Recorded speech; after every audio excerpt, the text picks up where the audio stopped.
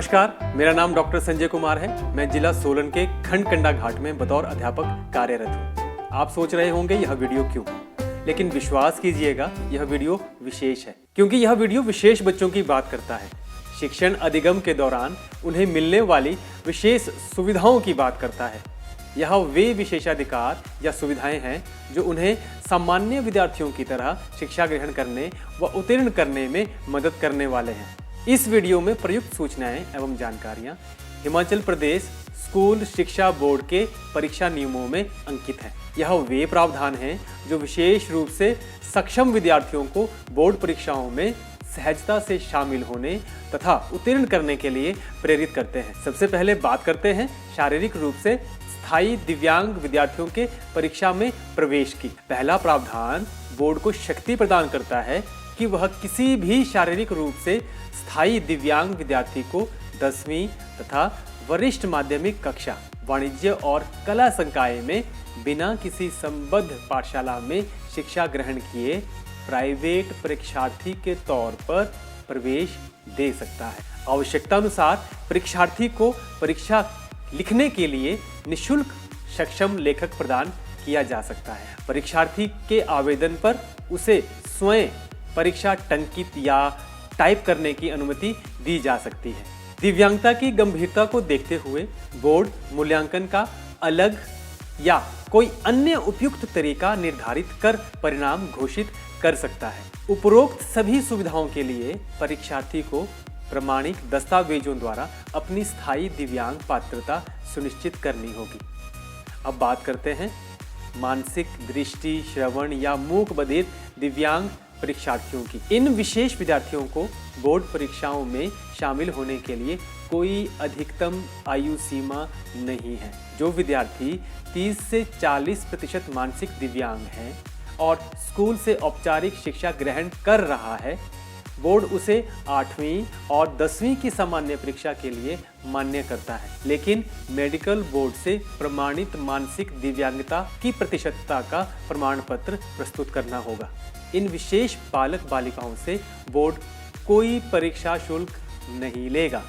8वीं और 10वीं की परीक्षा उत्तीर्ण करने के लिए इन्हें प्रत्येक विषय के थ्योरी और प्रैक्टिकल या कहें प्रोजेक्ट प्रत्येक में 25-25% अंक प्राप्त करने होंगे। इन्हें 8वीं की परीक्षा में उत्तीर्ण होने के लिए ग्रुप 1 में अंग्रेजी, हिंदी, गणित और विज्ञान में से कोई 3 विषय पास करने होंगे तथा ग्रुप 2 में सामाजिक विज्ञान, संस्कृत और वैकल्पिक विषय में से 2 विषयों को पास करना अनिवार्य होगा। 10वीं की परीक्षा में अनिवार्य विषयों में इंग्लिश, हिंदी, गणित, विज्ञान और सामाजिक विज्ञान में से किन्हीं 4 विषयों को पास करना होगा तथा बाकी विषयों जैसे क्षेत्रीय भाषा और वैकल्पिक विषयों में से 1 विषय में उत्तीर्ण होना अनिवार्य होगा। अर्थात 8वीं और 10वीं दोनों परीक्षाओं में 5-5 विषयों के साथ उत्तीर्ण होने का अवसर होगा। दृष्टि, श्रवण और शारीरिक रूप से दिव्यांग परीक्षार्थियों को परीक्षा को पूरा करने के लिए 1 घंटा अतिरिक्त समय देय होगा। अब जानते हैं कुछ अन्य छूटों या रियायतों के बारे में जो दृष्टि और मूक बधिर दिव्यांग परीक्षार्थियों को प्राप्त हैं। दृष्टिबाधित और मूक बधिर दिव्यांग परीक्षार्थियों को विकल्प है कि वे अंग्रेजी और हिंदी में से 1 और अन्य भाषाओं जैसे संस्कृत, उर्दू, तमिल, तेलुगु और पंजाबी में से 1 भाषा का चुनाव कर सकते हैं। दृष्टिबाधित दिव्यांग परीक्षार्थी वोकल और म्यूजिकल इंस्ट्रूमेंटल विषयों को 2 भाषा विषयों के स्थान पर चुन सकते हैं। इन विषयों में प्राप्तांक भाषा विषयों जिन्हें नहीं चुना गया है के लिए प्रयोग किए जाएंगे।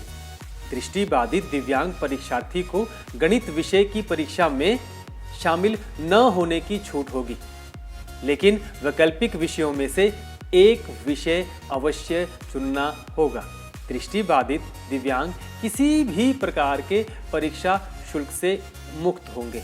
दृष्टिबाधित दिव्यांग जो परीक्षा के लिए लेखन सहयोगी या परीक्षा लेखक का प्रयोग करेंगे, परीक्षा में 1 घंटा अतिरिक्त समय के पात्र होंगे। दृष्टिबाधित दिव्यांग या लो विजन परीक्षार्थी संगीत विषय को छोड़कर बाकी विषयों में प्रैक्टिकल परीक्षा से छूट प्राप्त कर सकते हैं। उनके विज्ञान विषय के प्रैक्टिकल के लिए मौखिक परीक्षा शामिल की जाएगी। दृष्टिबाधित और शारीरिक रूप से दिव्यांग परीक्षार्थी परीक्षा लिखने के लिए लेखन सहयोगी या परीक्षा लेखक का प्रयोग कर सकेंगे, लेकिन लेखन सहयोगी या लेखक परीक्षार्थी से निचली कक्षा का तथा उसी संस्थान का विद्यार्थी होना चाहिए जिस संस्थान से परीक्षार्थी स्वयं संबंध रखता है। आपातकालीन स्थिति में संस्थान के मुखिया की अनुमति से एक बार परीक्षा लेखक को बदला जा सकता है। 10वीं कक्षा के दृष्टिबाधित और शारीरिक रूप से दिव्यांग परीक्षार्थियों के लिए गणित, विज्ञान और सामाजिक विज्ञान तथा 12वीं कक्षा के दृष्टिबाधित और शारीरिक रूप से दिव्यांग परीक्षार्थियों को इतिहास और भूगोल का विशेष रूप से निर्मित ई सीरीज का प्रश्न पत्र दिया जाएगा। दृष्टिबाधित दिव्यांग परीक्षार्थी यदि चाहे तो सहायक उपकरण जैसे Braille slate, abacus, geometric kit और ब्रेल मापनी का प्रयोग कर सकता है। चलिए आगे बढ़ते हैं और जानते हैं कि मूक बधिर दिव्यांग परीक्षार्थी की सुविधा के लिए कौन कौन से प्रावधान हैं। मूक बधिर दिव्यांग परीक्षार्थियों को विकल्प है कि वे अंग्रेजी और हिंदी में से एक और अन्य भाषाओं जैसे संस्कृत, उर्दू, तमिल, तेलुगु और पंजाबी में से एक भाषा का चुनाव कर सकते हैं। मूक बधिर दिव्यांग परीक्षार्थी 2 वैकल्पिक विषयों को 2 भाषा विषयों के स्थान पर चुन सकते हैं। इन वैकल्पिक विषयों में प्राप्तांक भाषा विषयों जिन्हें नहीं चुना गया है में दर्शाया जाएगा। मूक बधिर दिव्यांग परीक्षार्थी को गणित विषय की परीक्षा में शामिल न होने की छूट होगी, लेकिन उसे वैकल्पिक विषयों में से एक विषय अवश्य चुनना होगा। मूक बधिर दिव्यांग 8वीं और 10वीं की परीक्षा के लिए किसी भी प्रकार के परीक्षा शुल्क से मुक्त होंगे। यहाँ ध्यान रखने योग्य है कि दृष्टिबाधित, मानसिक तथा मूक बधिर दिव्यांग परीक्षार्थियों को 8वीं तथा 10वीं कक्षा की गणित विषय की परीक्षा में उत्तीर्ण होने की छूट रहेगी, लेकिन इन विद्यार्थियों को गणित के स्थान पर एक वैकल्पिक विषय का चुनाव करना होगा। उस विषय में प्राप्तांक अनुपातिक रूप से गणित विषय के लिए गिने जाएंगे। साथ ही यह प्रावधान भी है कि यदि परीक्षार्थी आंशिक या पूरी तरह से लिखने की स्थिति में नहीं है तो उसे बोर्ड से समय समय पर प्रदत्त नियम और शर्तों के अनुरूप तथा मुख्य चिकित्सा अधिकारी से लिखने में सक्षम न होने के प्रमाण पत्र के साथ परीक्षा लेखक उपलब्ध करवाया जा सकता है। अब बात करते हैं चुने गए विषयों में परिवर्तन की। शारीरिक रूप से दिव्यांगता के कारण उत्पन्न अक्षमता की स्थिति में बोर्ड के अध्यक्ष संस्थान के मुखिया की अनुशंसा पर एक या अधिक विषयों को 30 सितंबर तक बदलने की स्वीकृति दे सकते हैं। इसमें वाणिज्य और कला संकाय में 2 विषयों में बदलाव हो सकता है, जबकि विज्ञान संकाय में इन्फॉर्मेटिक्स प्रैक्टिसेस और शारीरिक शिक्षा विषय में परस्पर बदलाव किया जा सकता है। अंत में परीक्षा लेखन सहयोगी या परीक्षा लेखक संबंधी प्रावधानों को विशेष रूप से जान लेते हैं। परीक्षा लेखक की सुविधा दृष्टिबाधित या शारीरिक रूप से दिव्यांग लिख पाने में असमर्थ परीक्षार्थियों को प्राप्त होगी। आकस्मिक बीमारी तथा कोई दुर्घटना जिससे परीक्षार्थी को लिखने में बाधा उत्पन्न हो गई हो की स्थिति में परीक्षा लेखक की सुविधा प्राप्त की जा सकती है, लेकिन चिकित्सा अधिकारी जो सहायक सर्जन से कम ना हो से प्रमाण पत्र प्राप्त करना अनिवार्य होगा।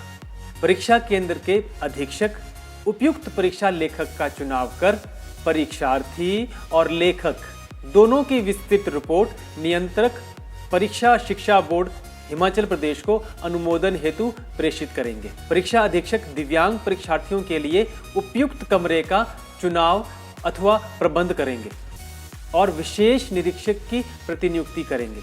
उम्मीदवार को परीक्षा लेखक के लिए प्रति पेपर निर्धारित शुल्क अदा करना होगा। यहाँ ध्यान रखने वाली बात है कि दृष्टिबाधित और शारीरिक रूप से दिव्यांग परीक्षार्थियों को परीक्षा लेखक की सुविधा निशुल्क प्राप्त होगी। इस वीडियो के माध्यम से विद्यार्थियों, माता पिता, अभिभावकों और शैक्षिक अधिकारियों, कार्यकर्ताओं, शिक्षकों को विशेष विद्यार्थियों को प्राप्त विशेष सुविधाओं की जानकारी सरलतम रूप से उपलब्ध करवाने का प्रयास किया गया है। इस वीडियो में किसी भी मानवीय चूक के लिए खेद है। अधिक एवं विस्तृत जानकारी के लिए बोर्ड कार्यालय से संपर्क किया जा सकता है या बोर्ड की वेबसाइट पर उपलब्ध संबंधित दस्तावेज देखे जा सकते हैं। आशा है प्रस्तुत जानकारियां विशेष विद्यार्थियों को न केवल शिक्षण अधिगम के लिए प्रेरित करेंगी अपितु प्रोत्साहित भी करेंगी। सीखते रहिए, सिखाते रहिए। आप सभी का बहुत बहुत आभार। धन्यवाद।